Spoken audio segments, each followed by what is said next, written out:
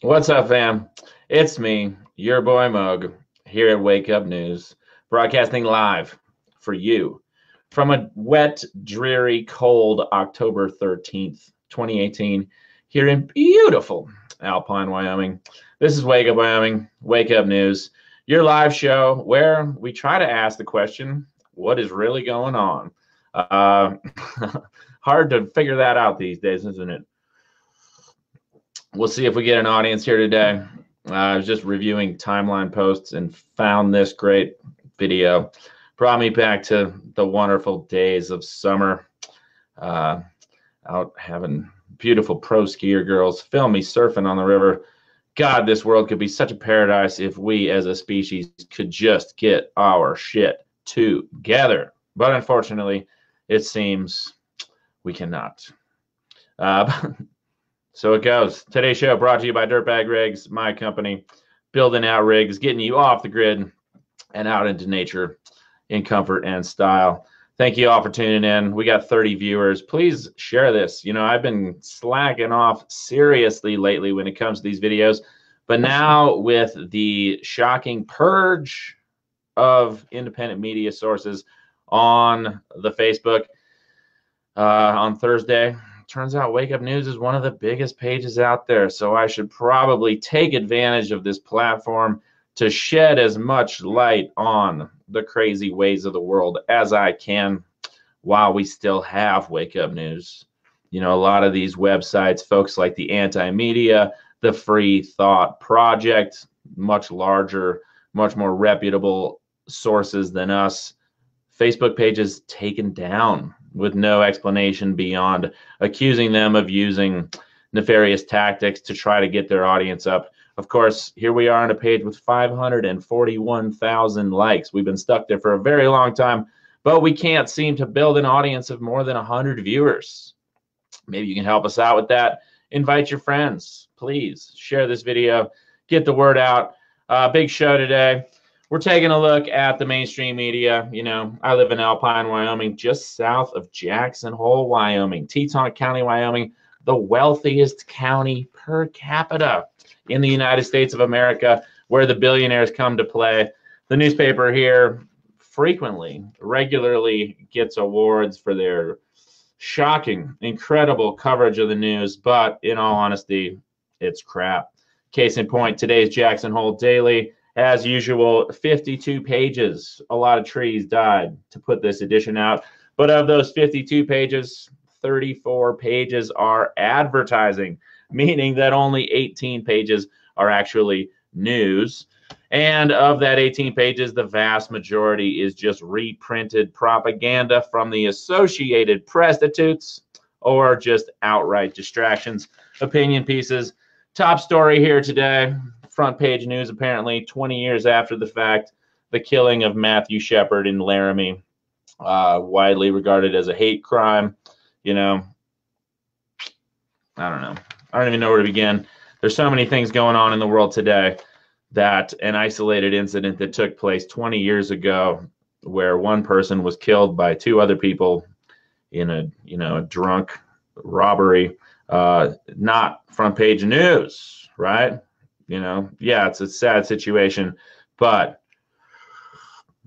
it seems in the U.S. today, it's like they don't want to talk about 5G. They don't want to talk about geoengineering. They don't want to talk about the endless wars, the genocide going on as millions of people are starving to death in Yemen as the Saudis perpetuate these horrible crimes against humanity using American-made weapons, right? They don't want to talk about the ongoing genocide of the Palestinian people, Palestinian protesters being shot by snipers on the regular there in the West Bank and the Gaza Strip.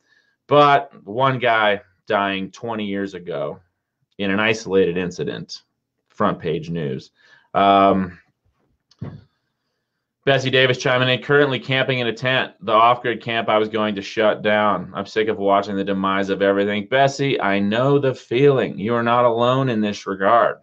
You know, people probably wonder, what are you doing all the time, Max? Why aren't you broadcasting regularly? It's because it is pretty stressful to watch the world burn. You know, stock market's crashing again by design. They're rigged. Remember that. Just like the collapse in 2008, 2009, this stuff happens by design. In the wake of that, banks got bailed out. We got sold out. Let's keep moving on, though. Other important news, local news, the blessing of the animals at St. John's Episcopal Church, 10 a.m. Sunday. Now, you know, I find it shocking. Independent media, we have a hard time building an audience. Large pages like the Free Thought Project, the Anti-Media, Cop Police the Police, that are really trying to go out there and inform people, have their online social media presences shut down for trying to get the word out. Whereas local businesses just line up to give distracticons like those at the Jackson Hole Daily their money. Again, 52 pages of fluff, but 34 pages of those advertising. What's the Jackson Hole Daily telling you? Well, among other things, they're telling you, don't miss a face shot, get a flu shot. So we're going to talk about the flu shot here real quick. Coming from thewilddoc.com. I'm not super familiar with this site, but he is, you know, this guy's a chiropractor, and he's citing some CDC-funded studies showing that vaccinated people actually shed 6.3 times more flu virus in their breathing than people who are not vaccinated. You can't even make this shit up. Straight from the research, self-reported vaccination for the current season was associated with a trend. By the way, this study, I should note, was published in this journal.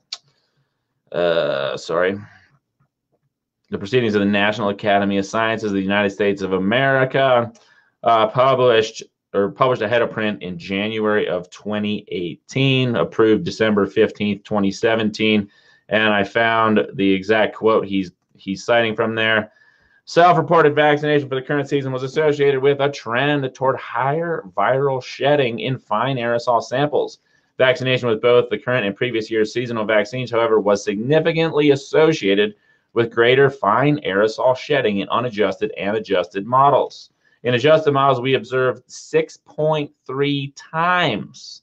Okay, 6.3 times, that's 630% more aerosol shedding among cases with vaccination in the current and previous season compared with having no vaccination in those two seasons. Important to note, vaccination was not associated with coarse aerosol or NP shedding. But the association of vaccination and its shedding was significant for influenza A, but not influenza B. Point being, all these shots, you know, you go anywhere, you go to Walgreens, you go to Kmart, they got signs, get your free flu shot. Well, I would venture to guess that you get what you pay for there. Important to note here, their closing comment in this CDC-funded study, the association of current and prior year vaccination with increased shedding of influenza A might lead one to speculate that certain types of prior immunity promote lung inflammation, airway closure, and aerosol generation. This first observation of the phenomenon needs confirmation. If confirmed, this observation, together with recent literature suggesting reduced protection with annual vaccination, would have implications for influenza vaccination recommendations and policies. Brad Kilmer chiming in there. Hate crimes are not isolated incidents. Brad, thanks for that comment. Let's go back to the Matthew Shepard thing real quick here. I'm not saying that this is not a, you know, it wasn't a serious thing. I'm not saying it wasn't a hate crime. What I'm saying is that a murder that took place 20 years ago is not front page news. That's what I'm saying. In the, you know, given all of the crises and situations happening all over the world, you know, I would agree hate crimes are not isolated incidents. Let's look at the hate crimes being perpetuated against the Yemenis and the Palestinians right now, right? Let's look at the global depopulation agenda, right? Things affecting us all. Let's look at poison in the foods, poisoning literally everybody. Let's look at weaponized Wi-Fi like 5G, proven to have negative health impacts on all people, regardless of their race or sexual orientation, right? But I'm with you. I'm with you. But I would say, you know, this article talks, well, whatever. We're moving on. Let's see. Sorry, I'm a little scattered here today. So there's your little influenza thing. You know, I would advise you against getting a flu shot, but you can do whatever you want. The Wild Doc, you can find him over there on Facebook at Marathon Chiropractic. And if you're looking for a solution to the flu, get yourself some elderberry syrup. 99% effective for H5N1 flu. Now you know. Brad Kilmer, thank you, brother. Appreciate you. I don't get flu shots either, and I haven't had the flu in a long time. But yeah, I feel you. You know, obviously there is serious racism, sexism in the world today, but the mainstream media would have us believe that these are the biggest issues in the world. Yeah, they're serious issues, but you know, I think the rollout of 5G affecting everyone is bigger. I think that the endless wars of aggression being waged all over the world are bigger. I think the global banking cartel continually robbing everyone, putting the vast majority of the world's population into abject poverty is a much bigger deal than two drunk rednecks beating up a guy and leaving him for dead 20 years ago. That's my point. If you want the real news, you can go check out my wall. There's a great article. Speaking of 5G, Derek Bros went in front of the Houston City Council talking about the dangers of blindly supporting the 5G rollout. If you're not familiar with 5G, there's another good video I posted just a couple days ago on my wall, actually yesterday. It's a month old, but it is a state senator from Michigan. Sorry, Facebook is taking its time loading up this article here. Where is it? Here we go. This is actually Senator Patrick Colbeck at the Michigan House Committee meeting. And this guy was an engineer working on electromagnetic aspects of space stations before he went into politics. And he's calling out the 5G. So now you know. Don't get one of those 5G routers for your house. It might make things a little faster. But you know what? I'm pretty sure the internet's fast enough. And on that note, do shut off your Wi-Fi when you're not using it. Best case scenario, hardwire your tech. Don't put a cell phone right up to your head because that shit is cooking your brain. Don't put it in your pants next to your sex organs. You know, common sense stuff. Moving on. But yeah, if you want the real news, check out Wake Up News. Check out my wall. I'm trying to share shit there all the time. A little lighthearted news to keep us rolling along here. I couldn't help but notice these tasty, tasty waves in the background there on Lake Superior. But a little heartwarming story in Duluth, Minnesota. I'm a Minnesotan by birth. This guy's canoe disappeared, and then when this big storm kicked up in Lake Superior, somehow it magically materialized back on shore again. My guess it was somewhere out there in the shore pound and got pushed back up on shore. But, you know, miracles, everyday miracles. Back to the Matthew Shepard thing. I saw this today and it kind of resonated with the notion of front page news about a murder that took place 20 years ago as the genocide of the Yemenis continues. A single death is a tragedy. A million deaths is a statistic. That quote attributed to Joseph Stalin. So one man, Jamal Khashoggi, gets tortured and killed, but he happens to be a man the elites know and like. And suddenly, it's an issue. Meanwhile, Saudi Arabia is engaged in a genocide in Yemen. Of course, the U.S. has been aiding that genocide. It's not that Khashoggi's death isn't a crime, but that any number of nameless people can be killed, raped, and tortured, and the elites don't care.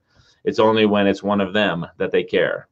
Normal people are nothing, less than nothing to our elites, but they take care of their own. Provocative thoughts there. Interestingly, it looks like this guy was whacked by the Saudis, Saudi assassins. Turkey claims to have audio and video footage of the Washington Post columnist being brutally killed by Saudi assassins in Turkey. Coming from Business Insider, the Turkish government has reportedly told U.S. officials it has audio and video recordings suggesting the Washington Post columnist Jamal Khashoggi was killed during his visit to the Saudi consulate in Istanbul on October 2nd. So now you know. Okay, got that. You use cookies. Got to click that. Global Research letting us know yesterday, Professor Alon Ben Meir telling us Netanyahu is destroying both Israel and the Palestinians. No big surprise there. If you want some good on the ground coverage from Palestine, do check out my dear friend Walid Mahmoud on the ground, taking pictures and really doing a lot to try to raise awareness there and support his people in Palestine. You check out he's doing live streams. He's on the ground photographing. Here's some of his photos. If you want to keep up with what's going on in Palestine, aka Israel, got you covered there. Speaking of other news that never makes the Jacksonville Daily, the U.S. military is all over Africa, despite not being at war in Africa. This article is a little old, but currently about 7,500 U.S. military personnel, including 1,000 private defense contractors, deployed in Africa. What's going on there? Don't hear about that too much. Greg Cheney, I love cookies too. More military news. Your tax dollars hard at work. Coming from Minnesota Public Radio, published on October 9th, 2018.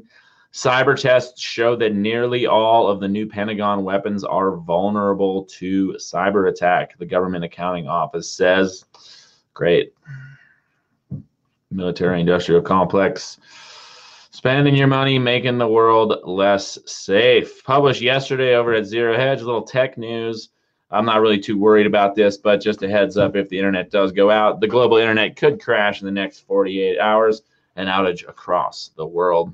Sounds like a little bit of fear porn there, but what's the deal here? Arseny Schletzen, a specialist in digital economics, said there is nothing to fear since the main software has already been updated. Schletzen said the procedure for changing cryptographic keys has become necessary due to the rising threat of bad state actors attacking the internet's core. The threat of global internet crashing is coming at the same time stock markets around the world are collapsing. All this is happening less than a month before the U.S. midterm election. Storm clouds are gathering, so they say over there at Zero Hedge. I don't know. We'll see. I think the internet's going to be okay for now. But how okay is it really when the independent media is being purged on social media? Facebook, as we know, but we're covering this again because it's big news.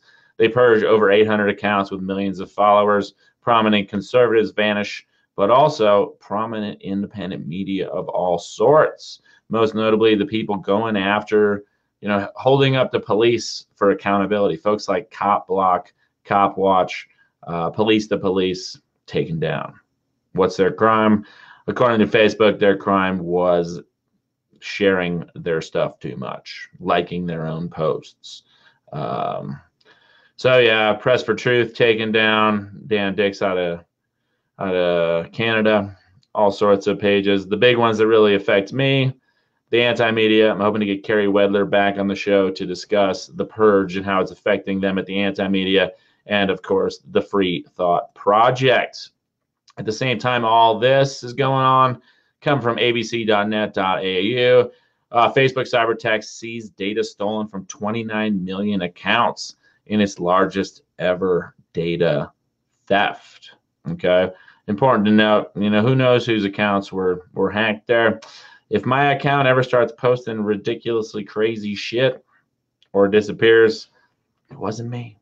It wasn't me. Just bear that in mind. With all the shady dealings going on in the world today, there could come a time when state-sponsored cyber terrorists or whoever could go out of their way to change the content on your favorite information sources. Just bear that in mind. It seems like the whole world's going crazy. If they're willing to delete entire pages, what else are they willing to do? It always kind of wigs me out a little when you think about the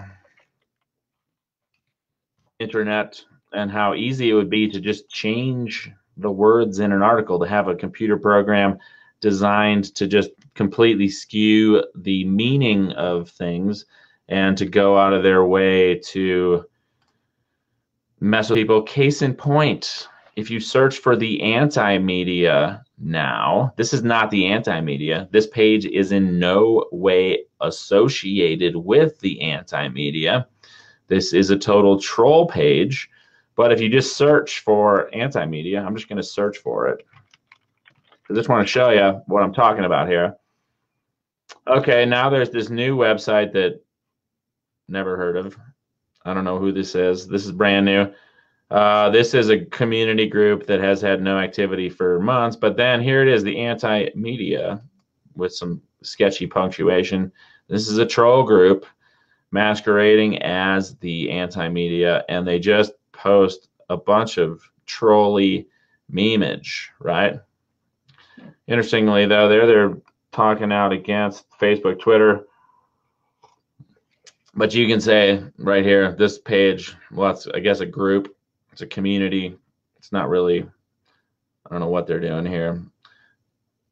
But they're pretending to be the anti-media. And yesterday they're bragging about how the doppelganger anti-media page is gone. The good guys won. Get used to it. So they say. Again, these are trolls masquerading as the anti-media. So just bear that in mind. If shit goes sideways, keep your head up. You know, there may come a day when social media, like Facebook, is completely devoid of all truth, becomes a troll factory. Carrie Mark asking, where is the real anti-media? Their page was taken down. You can still follow them, though, or you can, go check them out. I'd encourage you to go to antimedia.com. They're still publishing stuff. But yeah, October 11th, they're shut down by Facebook and Twitter. Carrie Weather, editor-in-chief, this lady right here, who's been on the show before, hoping to get her on again. Her Twitter account taken down.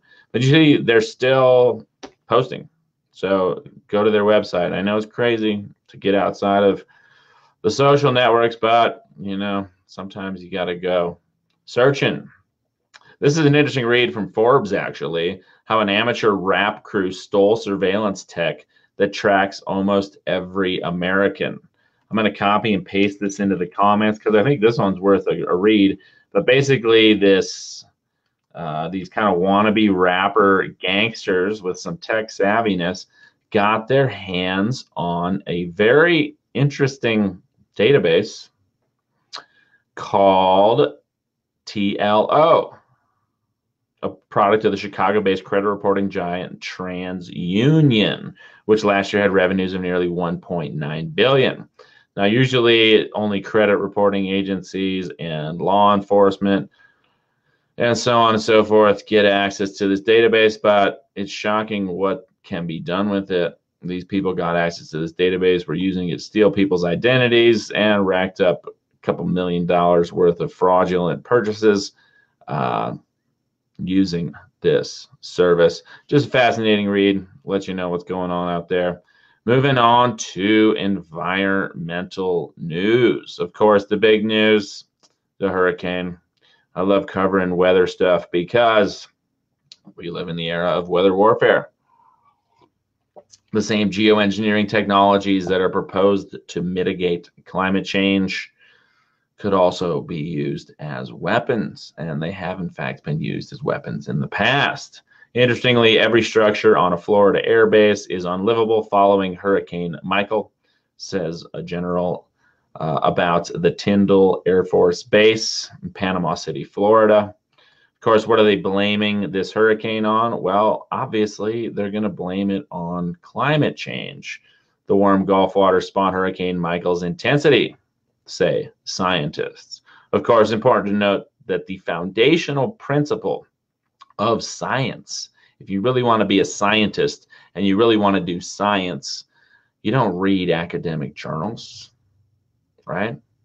Science, the fundamental principle of science is observing the natural world and looking at all the factors that could contribute. In the world today, if you look at the historical record, you can learn all sorts of fascinating stuff about the history of weather modification. But more importantly, if you go out into the natural world and look at the sky, you can see the clouds aren't like they used to be.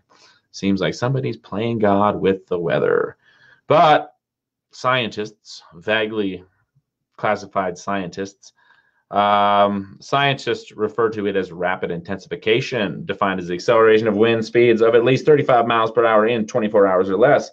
The phenomenon has been more serious as seawaters have warmed with climate change. Okay, climate change, the catch-all, blame all for any wacky weather.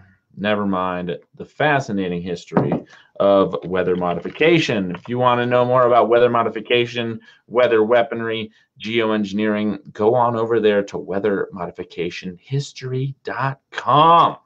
Brought to you by my dear friends Dominique Marama and Jim Lee, two very talented researchers. I don't know about you, but I love old newspapers. I love old National Geographics, even though it's kind of a propaganda arm. But if you really want to get into the history of weather modification, just go to their newspaper archive and scroll back through literally 130 years worth of articles documenting the disturbing yet fascinating history of man's attempts to manipulate the weather and to use the weather as a weapon. Okay? Goes on and on. You can just, shocking. You know, it's interesting though, you look now, they don't talk about this anymore in the media. Back in the 30s, 40s, 50s, 60s, even into the 70s, it was all about how cool it is now that we can fuck with the weather. But nowadays, you know, they'll talk about geoengineering potentially saving us from climate change, but they never broach the subject of the potential misuse of these technologies by the same people that, you know, did 9/11, are perpetuating the ongoing genocide of the Yemeni people. The same people who are pushing the 5G wireless network worldwide that raises some very serious human health and really societal health issues. Here we go, 1954, weather control might play a part in the future of war. Weather control in Russia might be possible by the US.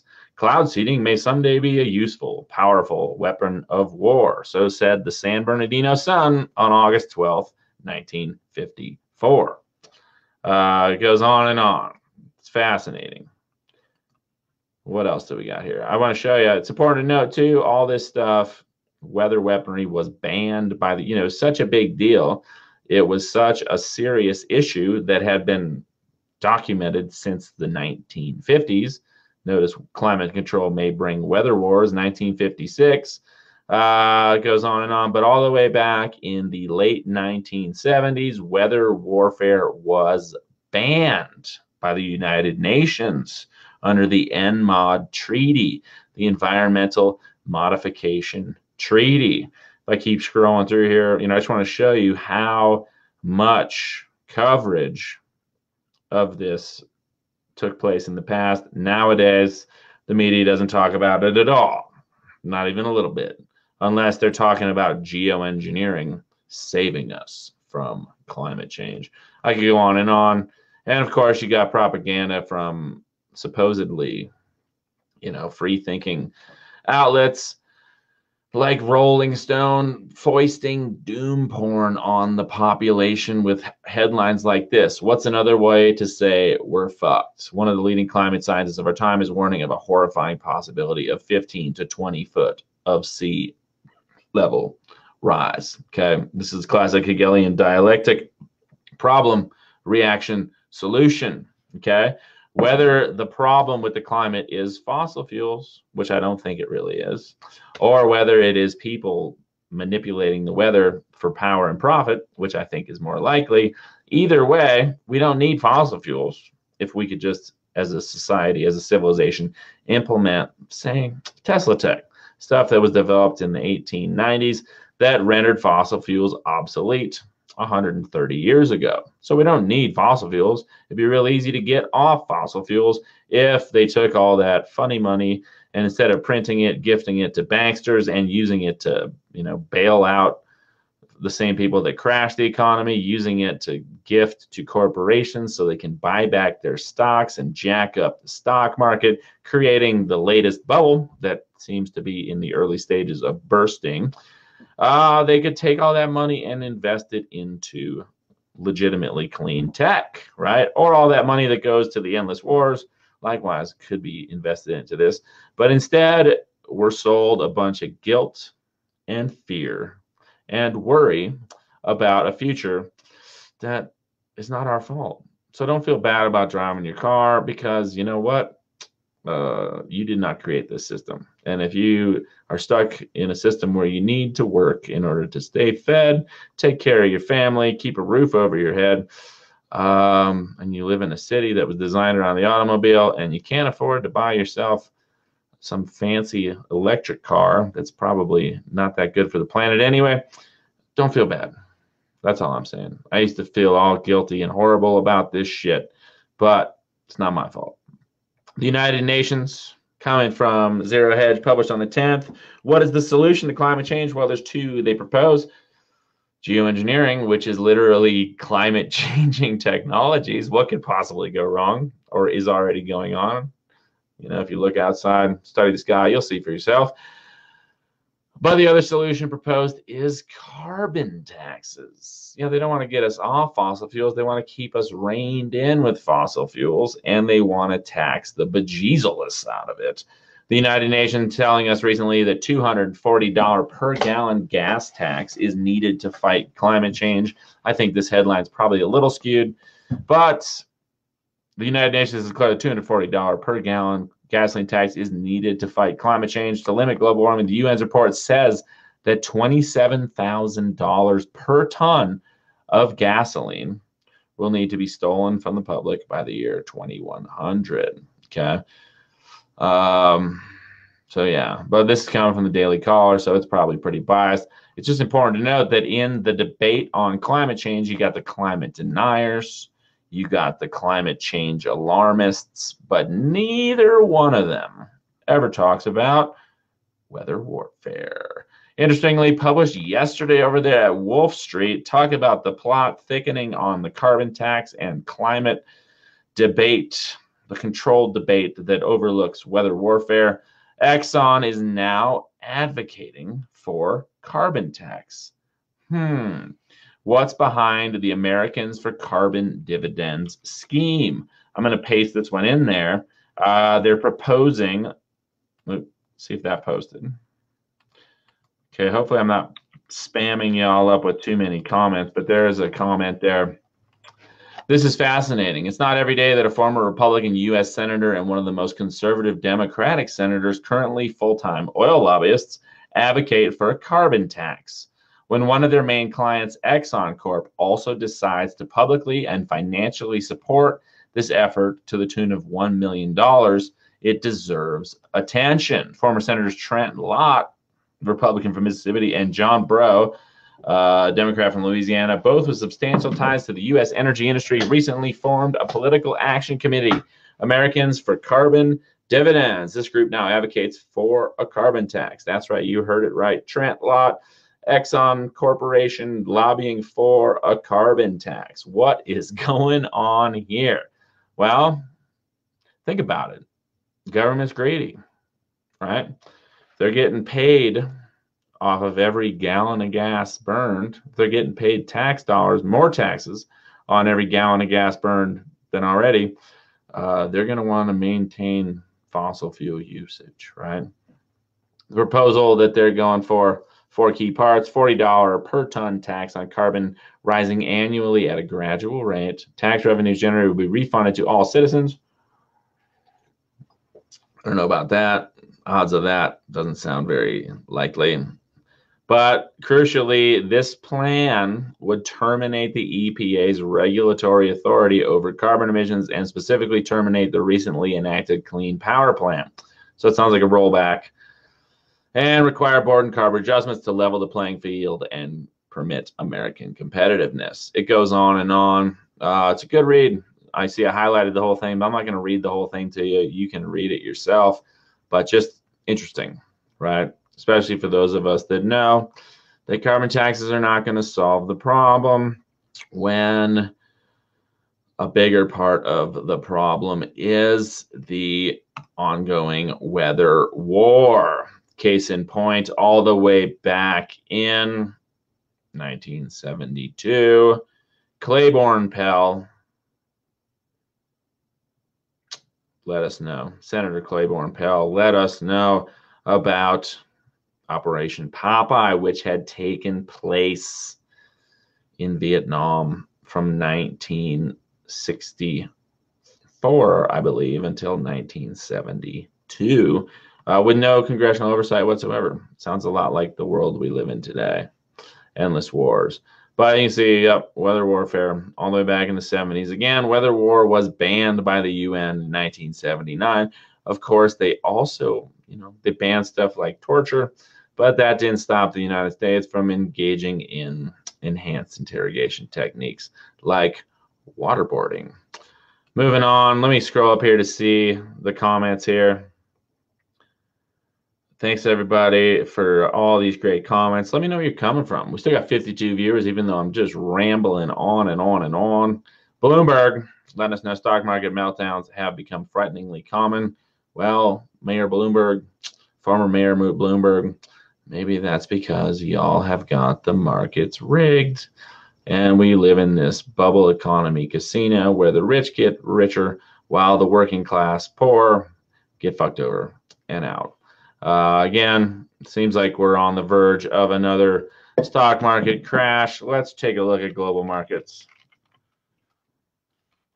And let's take a look at crypto markets too.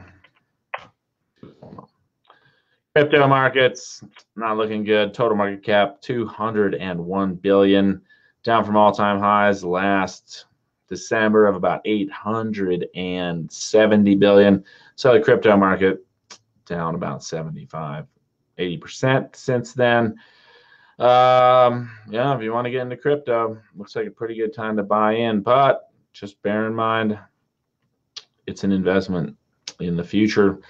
You might not make a lot of money right away, but this is arguably the best thing going for replacing the global banking cartel. Here in the United States, our local branch of the global banking cartel is the Federal Reserve. Coming from fair.org, challenging media bias since 1986. Dean Baker letting us know yesterday that it's okay to criticize the Fed, even for presidents.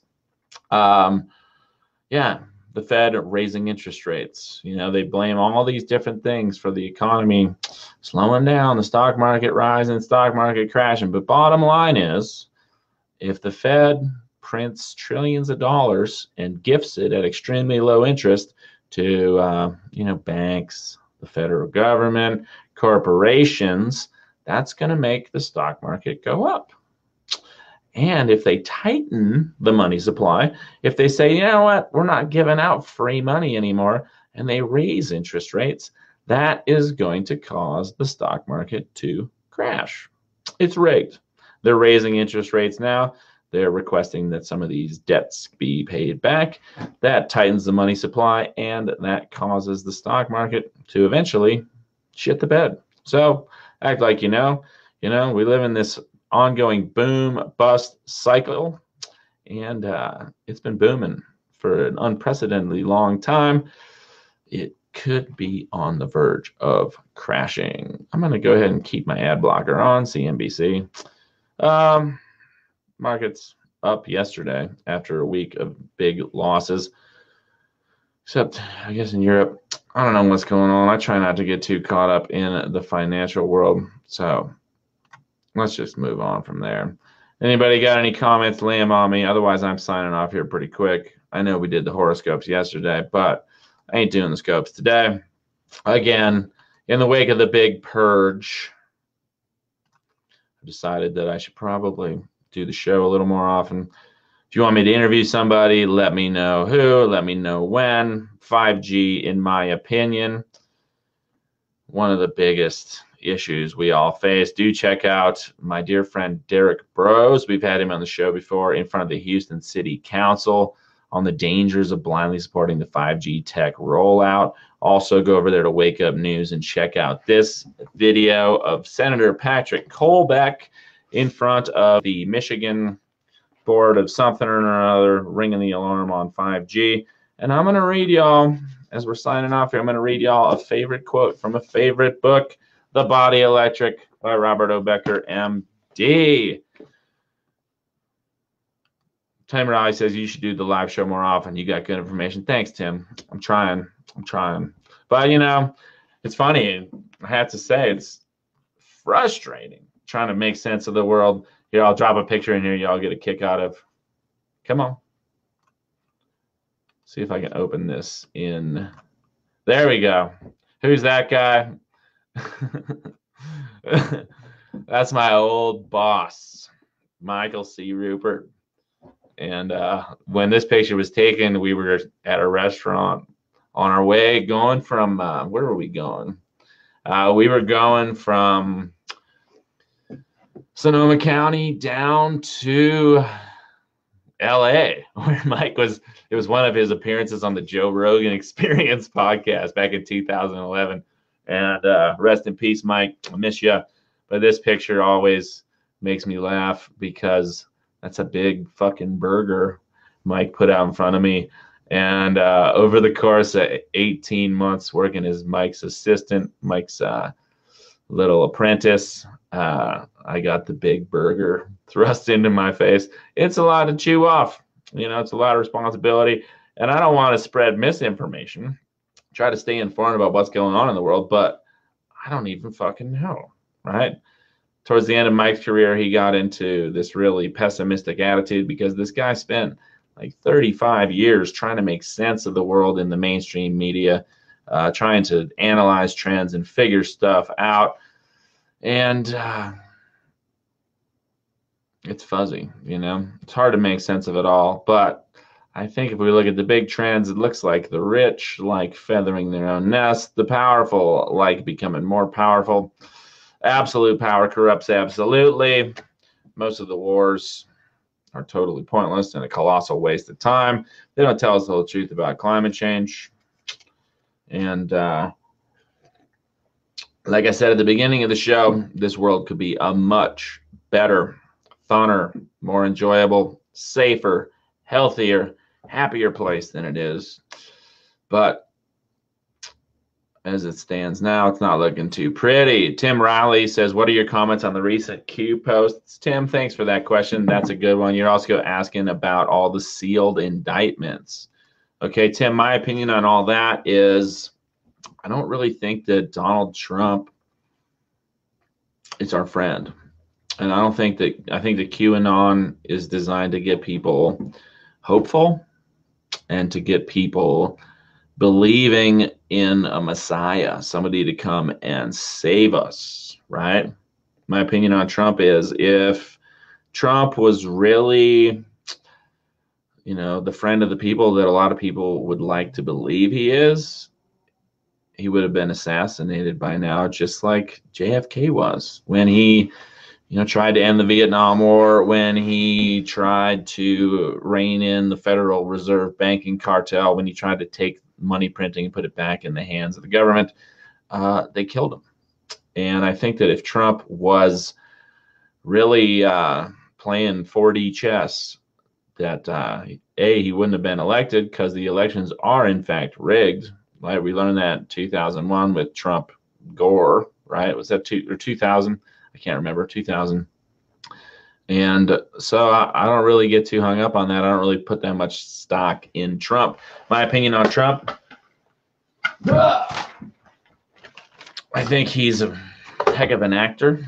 I think he is very distracting, very deceptive, and I think he's also a very divisive character, right?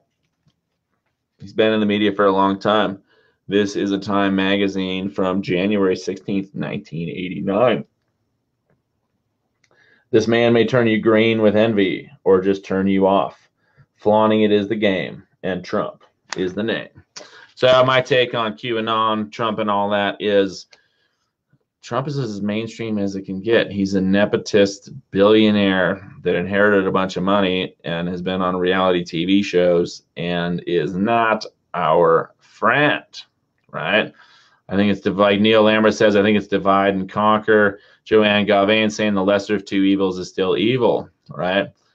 You know, I think that Trump's kicking the can down the road. The wars are still going on. The rich are still getting richer. The poor are still getting fucked over. You can say all sorts of stuff, but I'm not seeing any delivery there. I don't really see things changing under the existing system. So I don't have much to say about the QAnon posts because I don't read them because I think they're a distraction. But that's just my opinion. Prove me wrong if you want to. And on that note, I'm signing off. But first, I got to plug my business. Tomorrow, I'm getting into a big build. We're building out a pretty new Sprinter van for my buddy Irving. I'm pretty stoked here at Dirtbag Rigs, trying to style out people's vehicles. You know, maybe I've given up and I'm just resigning myself to a fate as a, you know, like the Mad Max movies. They're driving those crazy cars around after the apocalypse. Well, maybe I've resigned my fate to being a apocalypse vehicle builder specializing in custom wood interiors, making it so people can live a little more comfortably off the grid, out in the woods, get away from the 5G, get away from the expensive life. I got stickers now. If you want some Dirtbag Rig stickers, hit me up. Pretty stoked on those. But that's what I'm doing tomorrow, doing another build. So might not do a show for a little while, but you guys got news for me, send it my way. I'd like to interview some of the folks who had their sites shut down, so I'm going to keep hitting them up, but not doing a show every day, but pretty regularly. And on that note, I'm signing off. Remember, the mainstream media, just like Donnie T, is designed to distract us, to divide us, to deceive us, to depress us, to deter us from taking positive action, and to keep us in our place, feeling all doomy and gloomy and all that stuff. So don't let the bastards get you down. Stay up. Do what you can to take care of yourself, the ones you love. Enjoy your life, because let's admit it, nobody's getting out alive. And, you know, best case scenario, we just make this world a little bit better, leave it a little bit more, I don't know, a little less fucked for the rest of the future generations and all that. So on that note, I'm signing off. One love. Peace.